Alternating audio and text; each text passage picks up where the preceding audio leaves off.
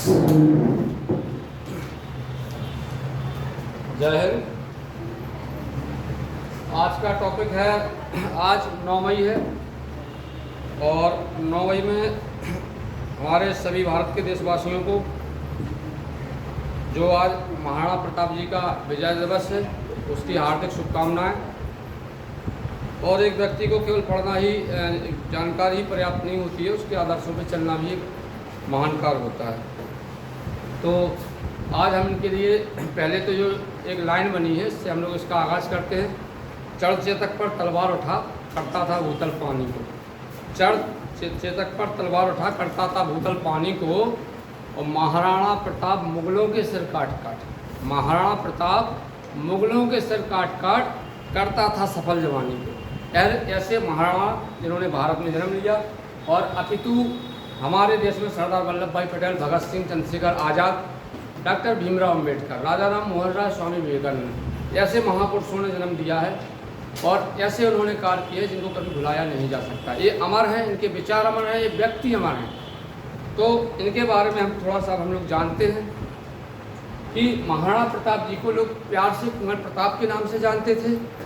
ये इनने जन्म जरूर मेवाड़ और राजस्थान में लिया था, अपितु लेकिन ये पूरे भारत का स्वाभिमान, इन्होंने भारत को बताया कि स्वाभिमान होता क्या है, कैसे अपने स्वाभिमान की रक्षा की जाती है विषम परिस्थितियों में। जो अपने सिद्धांतों को तोड़कर किसी के सामने नतमस्तक ना हो, वो है स्वाभिमान। स्वाभिमान वो नहीं है कि आज कोई बात करता है, दूसरे दिन विलय करता है और तीसरे दिन फिर से। इन्होंने घास की रोटियां खा के ये साबित कर दिया कि स्थितियां परिस्थितियां कैसी भी हों, अगर आपका स्वाभिमान और सम्मान जिंदा है तो वो झुकेंगे नहीं। उनका साथ भील साथियों ने दिया, उनको भी नमन करता हूँ। तो इन्होंने भारत को ये बताया, लोगों को ये बताया कि स्वाभिमान कहते किसे हैं, और इस चीज़ को इन्होंने इससे प्रमाणित किया कि जो व्यक्ति घास की रोटी खाना पसंद करता है लेकिन किसी राजमहल की गद्दी पर बैठना पसंद नहीं करता है, वो महाराणा प्रताप कहलाता है। तो आइए हम जानते हैं, कुंवर प्रताप सिंह इनका नाम है। आपका जन्म कुंभलगढ़ में हुआ था, यानी महाराणा प्रताप जी का जन्म कुंभलगढ़ में हुआ था 9 मई 1540 को।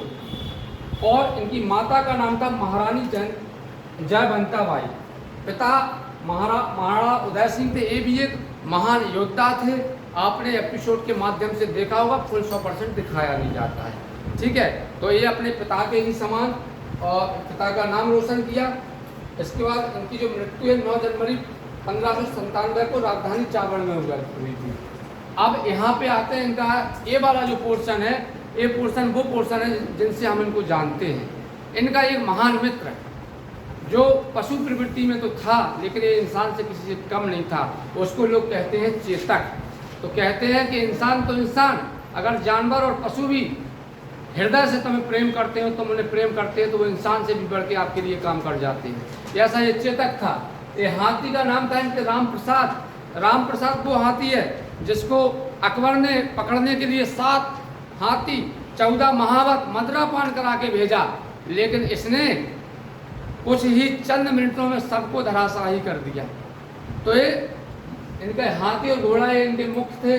तलवार का वजन आपका यहाँ पे 1.799 किलो था, लेकिन हम कुल अस्त्रों की बात करेंगे, कुल अस्त्र शस्त्र जो है 35 किलो लेके चलते थे। इनके जो तलवार, जो लड़ने की क्षमता थी, जो चीज़ें थी, वो 35 किलो वजन लेके चलते थे। भाला इनका 2.900 किलोग्राम का था, लेकिन छाती पे कवच, ये मोस्ट पोर्शन है, यहाँ पे देखिए आप, जो व्यक्ति अपनी छाती पे 72 किलो लेके चलता होगा वो व्यक्ति आम व्यक्ति नहीं होगा। ये 72 किलो अपनी छाती पर लेके चलते थे कि पहले हमारी छाती से जीत जाओ और 100-150 ग्राम के आओगे तो निपट जाओगे, ठीक है। इसके बाद भाला, कवच और ढाल और तलवार, यानी कि इन सबका पोर्शन अगर हम जोड़ देंगे तो 208 किलो जा रहा है। एक व्यक्ति 100 किलो नहीं उठा पाता है, आप 208 किलो लेके चलते थे उस समय। 208 किलो में इनके अस्त्र और शस्त्र थे। इसी 208 किलो की दम पे इन्होंने कई युद्धों में अपनी विजय का परिचय दिया। लंबाई 7 फुट 5 इंच की थी। अब लंबाई इतनी थी कि अगर 4-5 फुट का व्यक्ति आता तो उठा के फेंक देते थे, कोई फर्क नहीं पड़ता था, है ना। लंबाई इनकी थी 7 फुट 5 इंच। कुल वजन था 110 किलो और लेके चलते थे 208 किलो, यानी कि ठीक है ना, 300 प्लस किलो में दोनों मिला के हो गया 80 प्लस 60 प्लस खुद। इसके बाद हाइट तो आपको फोटो में भी दिख रही है, कम नहीं है। आज का व्यक्ति 6 फुट तक का होने लगा है ना। पहले भी खूब गए लेकिन हाइट अच्छी थी। काफ़ी चीज़ें हैं, इनके बारे में कुछ और चीज़ें भी कही जाती हैं, उनको हम बताते हैं। हल्दी घाटी के युद्ध की अगर बात करें तो सही मायने में हल्दी घाटी का युद्ध पूर्णतः हुआ ही नहीं था, और कुछ कहते हैं कि अपने इनके पक्ष में था। इतिहासकारों ने अलग अलग बातें लिखी हैं, तो उन पर अभी हम कोई बात नहीं करना चाहेंगे। लेकिन जो व्यक्ति हारा नहीं, थका नहीं, रुका नहीं, वो व्यक्ति हारा नहीं होता, वो व्यक्ति जीता होता है, क्योंकि इन्होंने जंगल में रहना स्वीकार किया। भील जो थे इन लोगों ने अच्छी उनकी मदद करी, बाकी शासक प्रशासक लोग तो साथ में रहते ही थे। और अकबर ने भी एकमात्र ऐसा शासक, एकमात्र ऐसे राजा थे जिनके लिए अकबर रोया है।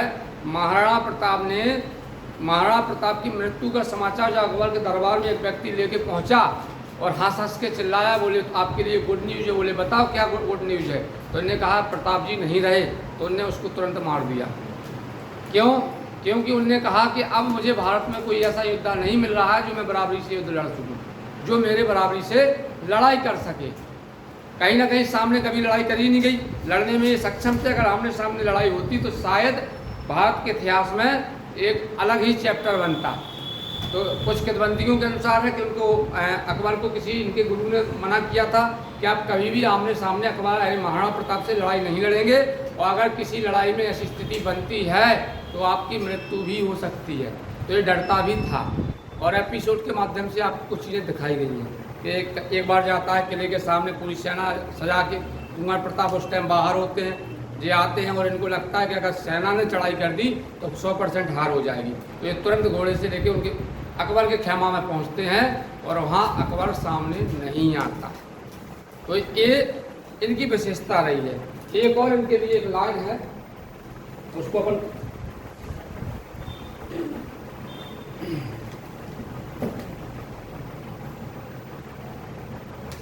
और एक चीज़ याद रखना, आज के मोबाइल में बहुत पासवर्ड होते हैं, लेकिन इनके जीवन का पासवर्ड था स्वाभिमान और सम्मान, वीरता और शौर्य।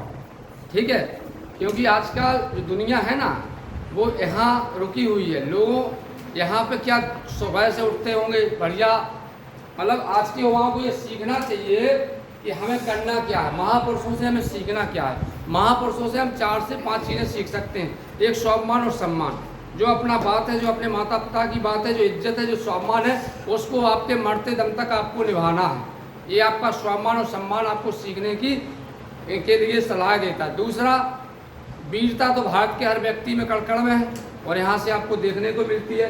एक यहाँ पे इनके लिए कहा गया है कि वीरों के साथ ही वीर रहते हैं, वीरों के साथ ही वीर रहते हैं। और राणा के घोड़े को चेतक कहते हैं। बोले वीरों के साथ ही वीर रहते हैं, सही बात है, लड़ैया थोड़ी वीरों के साथ आएंगे। तो वीरों के साथ ही वीर रहते हैं। महाराणा प्रताप के साथ के घोड़े को चेतक कहते हैं। आज है उस वीर योद्धा का जन्म दिवस, जिसको हम कुंवर प्रताप कहते हैं।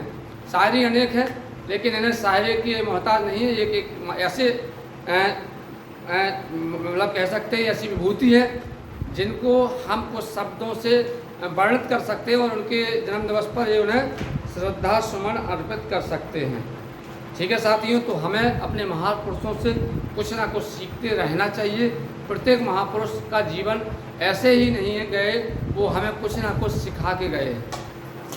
हर महापुरुष का एक वाक्य अगर आप लेके कार्य करते हैं तो गारंटी से आप असफल नहीं होंगे। लेकिन 17 वाक्यों को नहीं लेना, एक व्यक्ति का एक वाक्य ले लिया, उसको ही 100% करने में लगा दो, और जिसने 100% कर दिया 100% उसका जीवन बन जाएगा। इन्होंने हमेशा माता पिता की आज्ञा का पालन किया। आप देखना है एपिसोड के माध्यम से इन्हों से मातृभक्ति भी देखने को मिलती है, पितृभक्ति भी देखने को मिलती है।